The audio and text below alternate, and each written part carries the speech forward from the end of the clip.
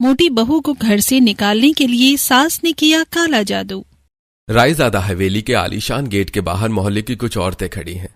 सुबह की ताजी हवा में गुफ्तगू चल रही है, लेकिन सबकी नजरें घर के मेन दरवाजे पर टिकी हैं। तभी भारी पायल की खनक और रौबदार चाल के साथ विमला जी बाहर आती हैं। उन्हें देखते ही औरतों के चेहरे खिल जाते हैं, जैसे किसी बड़े मसले का हल मिल गया हो। अरे विमला जी, शुक्र है आप बाहर आ गई। हम सब तो जैसे आपके इंतजार में ही खड़े थे। वो मोहल्ले के मंदिर में जो भंडारा होना है, उसके मेन्यू को लेकर सब उलझे हुए हैं। बस आपकी राय मिल जाए तो काम पक्का हो जाए। देखो कमला बहन, वैसे तो मेरे पास एक पल की भी फुर्सत नहीं है, पर तुम लोगों को भी पता है कि मेरी राय के बिना तो इस मोहल्ले का कोई शुभ काम शुरू ही नहीं होता है। अब तुमने पूछ ही लिया है तो सुनो, पूरी सब्जी के साथ हलवा जरूर रखना, तभी भंडारे की रौनक पड़ेगी। और हाँ, काम अच्छे से करवाना रायजादा परिवार की नाक का सवाल है। बिल्कुल विमला जी, आपकी बात तो पत्थर की लकीर है। अरे तुम लोग काम संभालो, मुझे घर के बाकी काम देखने हैं। मेरे बिना यहाँ कुछ नहीं चलता। मैं देखती हूँ अंदर क्या हाल है। विमला जी जैसे ही घर के अंदर गईं, उनकी नजर सबसे पहले पुराने नौकर भोला पर पड़ी, जो सीढ़ियों के पास बैठकर सुस्ता रहा था। और तभी विमला जी का पारा चढ़ गया। भोला, ओ भोला, ये क्या नवाबों की तरह यहाँ बैठा हुआ है? ये तेरा घर नहीं है, रायजादा निवास है। हाथ पैर ढीले करके बैठने के पैसे नहीं मिलते तुझे यहाँ। काम पर रखा है तो काम कर, ये सुस्ती यहाँ नहीं चलेगी, समझ आया? अरे जी मालकिन, बस 5 मिनट बैठा था, अभी झाड़ू लगाता हूँ। विमला की आवाज सुनकर धनराज जी ने अखबार से सिर उठाया और विमला के तेवर देखने लगे। भोला, माँ सही कहती है, उनका तरीका ही ठीक है। मम्मी आप फिक्र मत करो, ये लोग ऐसे ही हैं। विमला, सुबह सुबह क्यों चिल्ला रही हो? उसे क्यों डांट रही हो? कम से कम चाय तो शांति से पीने दो। ला, फिर शुरू हो गई तुम्हारी डांट। विमला, कभी तो जुबान को आराम दे, ये अच्छा नहीं लगता। मम्मी, छोटी बातों पर इतनी एनर्जी क्यों वेस्ट कर रही हो? खुद भी खुश रहो और सबको रहने दो। चाय पियो, रिलैक्स करो। हाँ, सब मुझे ही सिखाओ। मैं तो जैसे इस घर की दुश्मन हूँ। अगर मैं न बोलूँ तो ये घर कूड़ा घर बन जाए। तुम सबको तो बस आराम चाहिए, पर घर कैसे चलता है ये कोई नहीं देखता। रायजादा निवास में जहाँ विमला की चिक चिक चल रही थी, वहीं दिव्या के घर में वही शोर, प्यार और हंसी से भरा था। अरे दिव्या, जल्दी आजा बेटी, पराठे ठंडे हो रहे हैं। तेरे पापा कब से इंतजार कर रहे हैं। आई मम्मी, बस ये आखिरी योगा स्टेप कर रही थी। आप भी ना 1 मिनट शांति नहीं लेने देती। देख ले भाई, कितनी फुर्ती है इसमें। लोग कहते हैं मोटी है, पर मुझे तो लगता है ये बिजली की तरह दौड़ती है। बस नजर न लगी मेरी बच्ची को। नाश्ते के बाद दिव्या पापा के साथ बाजार के लिए निकल जाती है, पर गली के मोड़ पर औरतों ने उसे देखते ही खुसर फुसर शुरू कर दी। अरे राम प्रसाद भाई साहब, दिव्या को लेकर कहाँ जा रहे हो? थोड़ा इसे मैदान के चक्कर भी लगवा दिया करो। देखो तो सही कितनी भारी होती जा रही है। सही कह रही है मोहिनी। अरे बेटिया, थोड़ा कम खाया कर। इस तरह मोटी होती जाएगी तो कोई ढंग का लड़का शादी के लिए हाँ नहीं करेगा। आजकल के लड़कों को तो हीरोइन जैसी लड़कियां चाहिए, तो जैसे खाते पीते घर की नहीं। राम प्रसाद का चेहरा उतर गया। उन्हें अपनी बेटी के लिए बुरा लग रहा था, पर दिव्या के चेहरे पर अब भी वही बेबाक मुस्कान थी। वो रुकी नहीं और पापा का हाथ पकड़कर आगे बढ़ गई। देख बेटा, कैसे जमाना पीछे पड़ा है। मुझे डर लगता है कि कहीं इनकी बातें तेरे दिल पर न लग जाए। पापा, लोगों का काम ही बोलना होता है, मेरा काम है अनसुना करना। मैं जैसी हूँ अच्छी हूँ और खुद से बहुत प्यार करती हूँ। सच में बेटा, तू बहुत समझदार है। काश सबकी सोच तेरे जैसी होती। तू वाकई मेरी बहादुर बच्ची है। बाजार में दिव्या और उसके पापा की हंसी ठिठोली चल रही थी, लेकिन दूसरी तरफ रायजादा हवेली का नजारा एकदम अलग था। नाश्ते की मेज पर अभी भी विमला जी का मुंह उतरा हुआ था। राहुल और विक्रम ने जल्दी जल्दी अपना नाश्ता खत्म किया और अपने अपने लैपटॉप बैग लेकर चले गए। मम्मी, मैं ऑफिस के लिए निकल रहा हूँ। आज एक बहुत जरूरी मीटिंग है, तो शायद शाम को आने में थोड़ी देर हो जाए। हाँ, जाओ, सब अपने अपने कामों में लग जाओ। घर की चिंता तो बस मुझे ही पालनी है। नाश्ता ठीक से किया है ना? दोपहर का टिफिन भोला से भिजवा दूंगी। मम्मी फिक्र मत करो, ऑफिस में कैंटीन है। चलो राहुल, पापा आप भी आ जाइए। हाँ भाई चलो, वरना यहाँ रहा तो विमला की डांट का अगला राउंड शुरू हो जाएगा। बोला, मेरा चश्मा और रुमाल लाना जरा। हवेली के मर्दों के निकलते ही घर में सन्नाटा छा गया। उधर दिव्या सब्जियां लाकर जल्दी काम निपटाई और फिर फुर्ती से तैयार हो गईं। अरे बेटा, अभी तो बाजार से आई है, थोड़ा सस्ता ले। पसीने से तरबतर हो रही है। पंखे के नीचे 2 मिनट बैठ तो जा। नहीं मम्मी, आज कॉलेज में सेमिनार है, लेट हो गई तो प्रोफेसर अंदर नहीं आने देंगे। और आप तो जानती हो ना, मुझे अपनी पढ़ाई और करियर से कोई समझौता पसंद नहीं है। अरे सावित्री, अरे जाने दे उसे। मेरी बेटी जितनी तेज दिमाग की है उतनी ही पाबंद भी है। जा बेटा, संभल के जाना, और धूप बहुत है तो पानी पीती रहना। जी पापा, फिक्र मत करो, मैं शाम तक आ जाऊंगी। और मम्मी, आज शाम को कुछ स्पेशल बनाएंगे, मेरा बड़ा मन कर रहा है। दिव्या भारी बैग कंधे पर लटकाए कॉलेज के लिए निकल पड़ी। कॉलेज पहुंचकर अपनी पढ़ाई और सेमिनार में बिजी हो गई। दोपहर होते होते कैंपस शांत हो गया। वो बरगद के नीचे बैठी इंतजार कर रही थी, तभी फोन बजा। हाँ, मैं वही बेंच पर बैठी हूँ जहाँ हम अक्सर मिलते हैं। तुम बस जल्दी आ जाओ, फिर मुझे घर भी निकलना है। दूसरी तरफ से आवाज आई, बस 2 मिनट। कुछ ही देर में राहुल तेजी से चलता हुआ दिव्या के पास पहुंचा। राहुल के चेहरे पर दिव्या को देखकर एक सुकून भरी मुस्कान आ गई। सॉरी यार, ऑफिस में थोड़ा फंस गया था।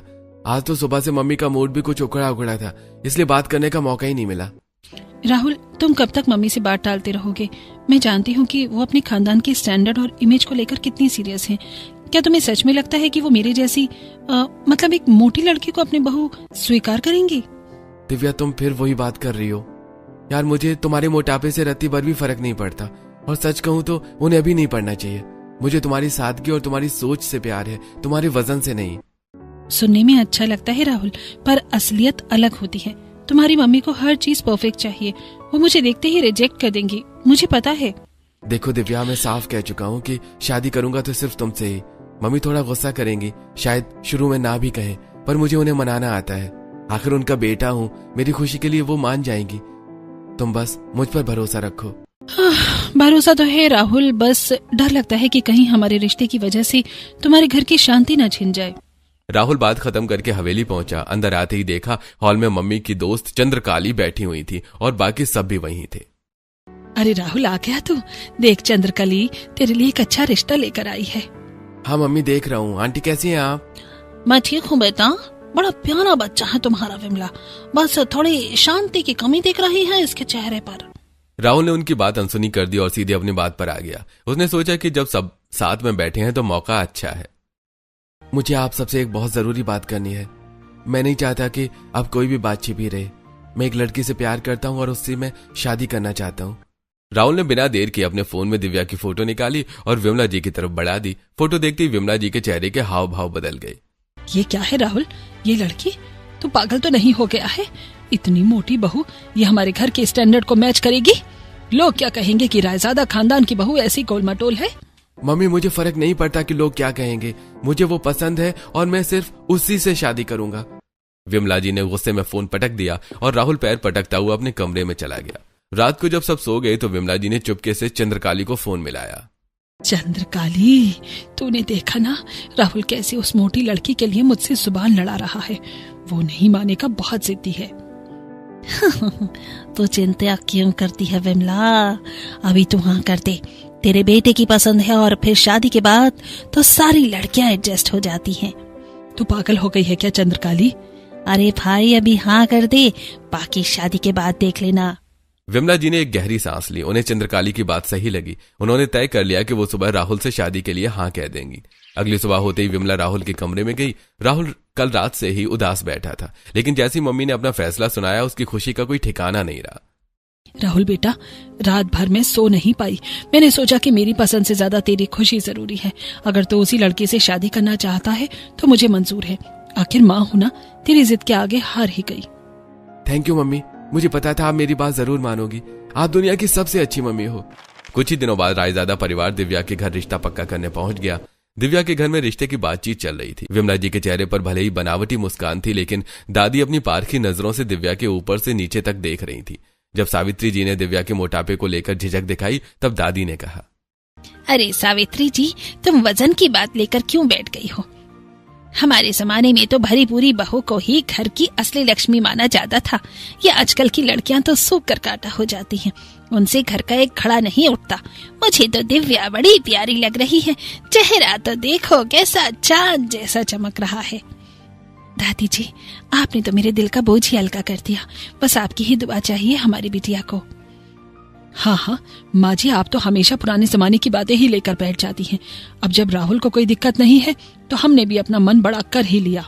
अरे भाई, मुझे तो बस ये खुशी है कि अब घर में एक नया सदस्य आएगा और रौनक बढ़ेगी। राम प्रसाद जी, आप मिठाई खिलाइए। हमारी तरफ से ये रिश्ता बिल्कुल पक्का है।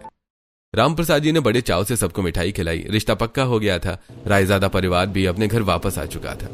मुझे तो यकीन नहीं हो रहा है कि हमारी बेटी की शादी इतने अच्छे घर में हो रही है। खुशी तो है सावित्री, पर थोड़ा डर भी लग रहा है। इतनी बड़ी जिम्मेदारी, शादी भी जल्दी तय हो गई, कहीं कोई कमी रह गई तो लोग क्या कहेंगे। बात तो आप सही कह रहे हैं जी, लेकिन टेंशन मत लीजिए, सब हो जाएगा। दिन तेजी से बीते और दोनों घरों में शादी की तैयारियां शुरू हो गई। कुछ ही दिनों में रस्में पूरी हुई और दिव्या दुल्हन बनकर राहुल के साथ रायजादा निवास पहुंच गई। घर रोशनी से सजा था और बाहर लोग शादी की चर्चा कर रहे थे। देख रही हो, विमला जी ने आखिर अपनी पसंद छोड़कर बेटे की जिद के आगे हार मान ली। बहू तो काफी भारी भरकम है। विमला जी आरती की थाल लिए खड़ी थी। बगल में दादी और धनराज भी थे।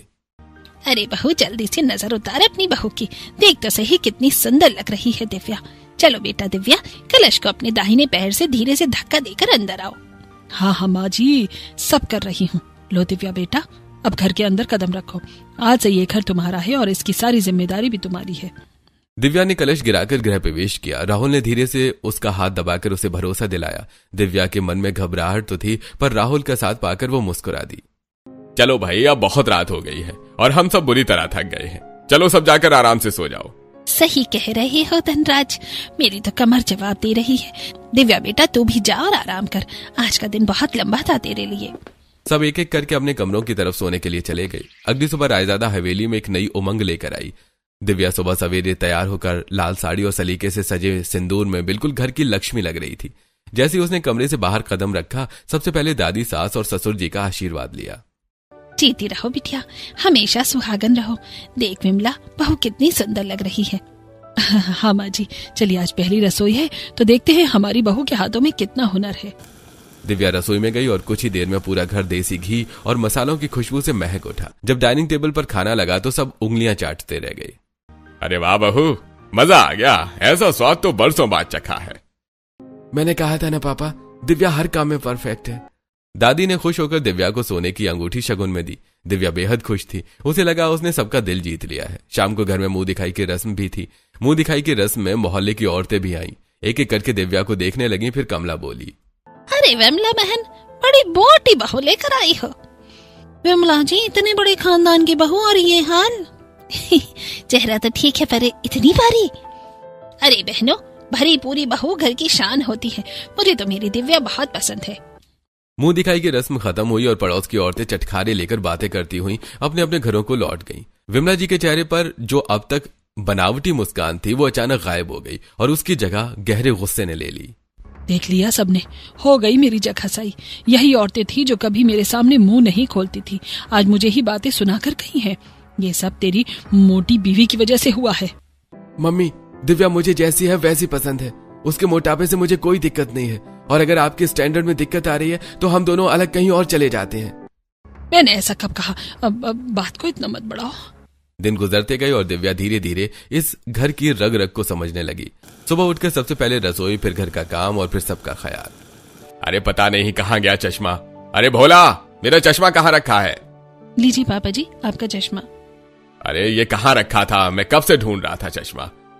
बेटा तुम्हें कैसे पता चला? आप रोज यही रखते हैं पापा जी? मेरी आदतें बिगाड़ रही हो बेटा। आज से पहले मेरा इतना ध्यान किसी ने नहीं रखा। पापा जी, आदतें नहीं बिगाड़ रही, बस अपना फर्ज निभा रही हूँ। आप मेरे पापा जैसे हैं और पापा का ख्याल तो रखना ही पड़ता है। धनराज जी की आंखें भर आईं और दिव्या चुपचाप मुस्कुराती हुई रसोई की तरफ चली गई। शाम होती उसका अगला पड़ाव दादी का कमरा होता, जहां वो चुपचाप तेल लेकर बैठ जाती और दादी के दर्द भरे पैरों की मालिश करने लगती। बेटा, तेरे हाथों में जादू है। बरसों से ये दर्द था, तेरे आने के बाद कम हो गया। धीरे धीरे घर का हर इंसान दिव्या को अपनाने लगा था। ससुर जी का चश्मा, दादी की मालिश, जेठ की चाय, दिव्या ने बिना किसी शोर के सबके दिल में जगह बना ली थी। और यही बात मोहल्ले तक भी पहुंच गई। जो औरतें कल तक मोटी मोटी कहती थी, आज वही उसकी तारीफें कर रही थी। विमला जी, आपकी बहू तो बड़ी प्यारी है। कितने अच्छे से बात करती है सबसे, और घर का ख्याल कितने अच्छे से रखती है। सच कह रही है कमला जी, हम तो पहले कुछ और ही सोचते थे, लेकिन दिव्या तो सच में बहुत अच्छी लड़की है। विमला जी के होठों पर मुस्कान थी, लेकिन आंखों में जलन। उस रात विमला जी ने चंद्रकाली को बुलाया। अरे विमला, टेंशन क्यों लेती है? तेरा दौर था, अब तेरी बहू का दौर है। ये तो होता ही है। चंद्रकाली, नहीं, ये मुझसे बर्दाश्त नहीं होगा, कुछ करना होगा। विमला, धीरे धीरे वक्त के साथ सब ठीक हो जाएगा, इतना सोचकर अपने आप को टेंशन मत दे, ये तो होता ही है। चंद्रकाली, नहीं, ये मुझसे बर्दाश्त नहीं होगा, कुछ करना होगा। विमला, धीरे धीरे वक्त के साथ सब ठीक हो जाएगा, इतना सोचकर अपने आप को टेंशन मत दे, परेशान मत हो, ठीक है? अब मैं चलती हूँ ना, देर हो गई है। सही तो कह रही थी चंद्रकाली, वो सबका ध्यान रखती है, इसलिए ही सबको अच्छी लगती है। पता नहीं मैं ही उसके बारे में क्या क्या उल्टा सोचने लगी।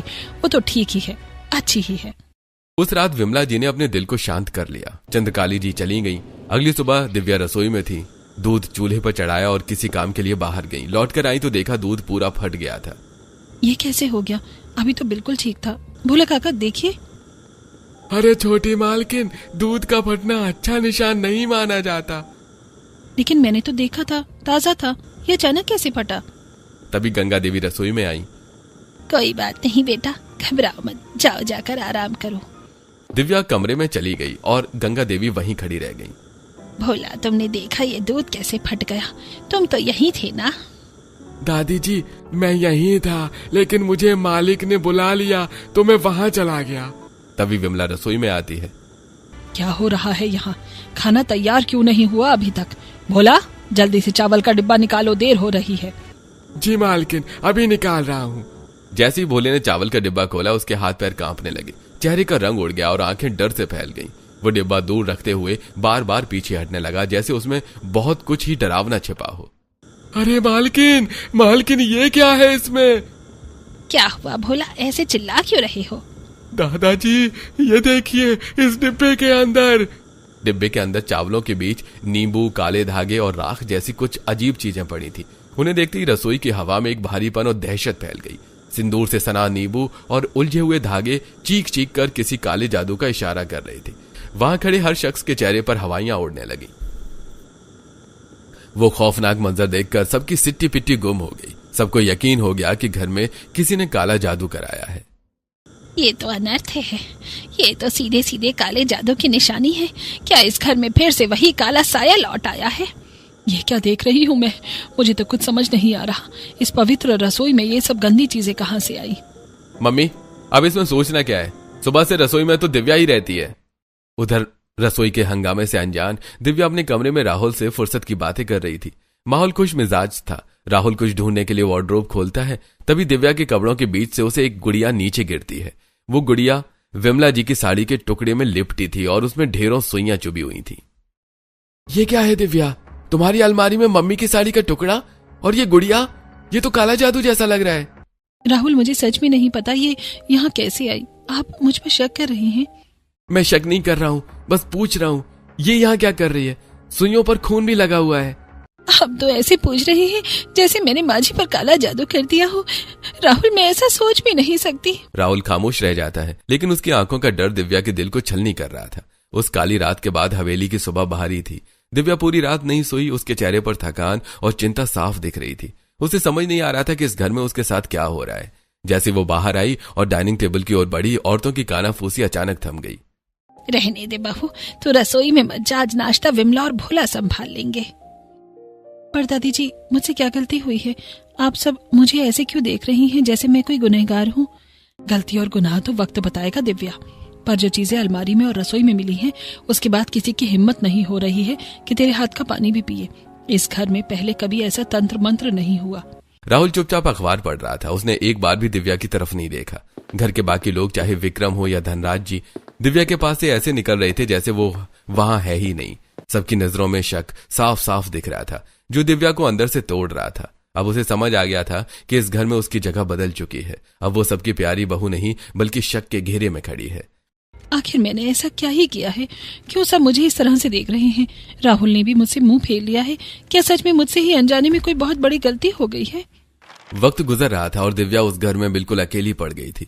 एक रात घुटन से परेशान होकर वो ताजी हवा के लिए छत पर चली गई। तभी पड़ोसियों की नजर हवेली की छत पर पड़ी। अरे देखो रायजादा, हवेली की छत से ये धुआं कैसा उठ रहा है? कहीं आग तो नहीं लग गई? पड़ोसियों के शोर मचाने पर घर के सभी लोग बदहवास होकर छत की ओर भागे। वहां का नजारा देखकर सबके पैरों तले जमीन खिसक गई। अंधेरे में एक कोने में आग सुलग रही थी, जहां राख, कुछ हड्डियां और तंत्र मंत्र का सामान बिखरा पड़ा था। दिव्या पास ही खड़ी थी। ये सब क्या है दिव्या? आधी रात को यहाँ से हड्डियां और आग, क्या कर रही थी तुम? माँ जी, मैं तो बस यहाँ ठंडी हवा लेने आई थी। मुझे नहीं पता ये सब यहाँ कैसे आया। बेटा, ये ठंडी हवा नहीं, काला जादू है। देखो कैसे हड्डियां जलाकर तंत्र मंत्र किया हुआ है। साफ दिख रहा है यहाँ कोई तांत्रिक क्रिया हुई है। दिव्या, अब तो सब आंखों के सामने है, अब क्या सफाई दोगी? अब समझ आया।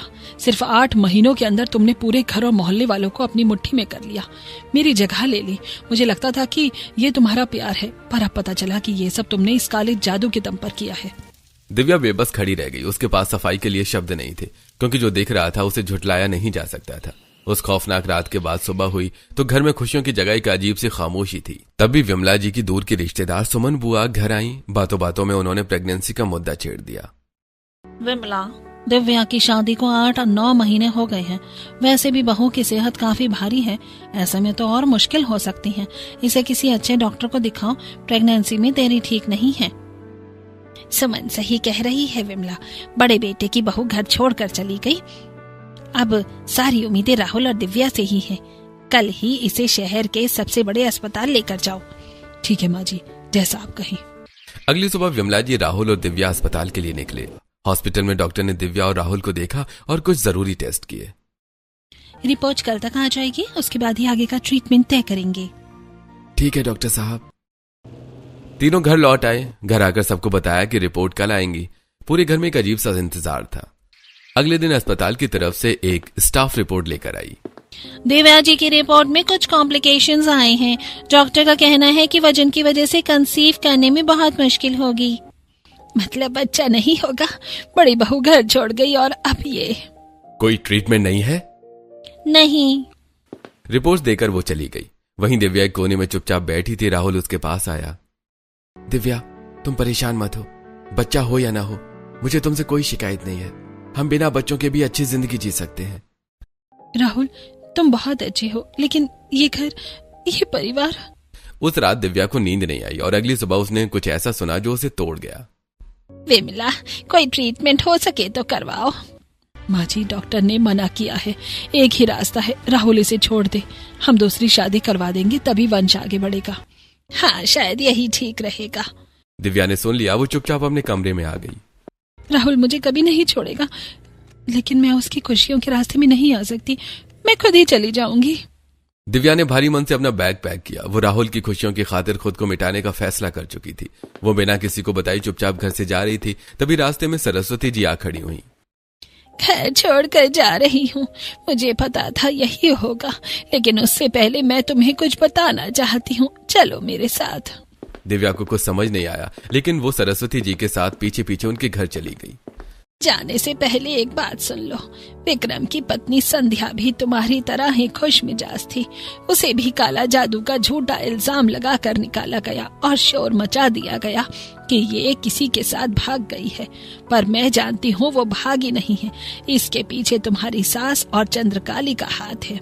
वो दोनों खुद काला जादू करती हैं। अब फैसला तुम्हारा है, लेकिन तुम्हारे रुकने से तुम्हारी जेठानी को तुम्हें इंसाफ मिलेगा, क्योंकि तुम चली गई तो फिर कोई आएगी और उसके साथ भी तुम्हारी सास यही कहानी दोहराएगी। दिव्या के कदम ठिठक गए। उसने भागने की बजाय लड़ने का फैसला किया। वो चुपचाप घर आई। उसने वफादार रामू काका से संध्या के बारे में पूछा। काका, मुझे आपसे कुछ पूछना है, संध्या भाभी के बारे में। नहीं बहूजी, मुझसे मत पूछिए। अरे मैं छोटा आदमी हूँ, मुंह खोला तो नौकरी और जान दोनों चली जाएंगी। अगर आप चुप रहे तो एक और बहू बर्बाद हो जाएगी। क्या आप ये होने देंगे?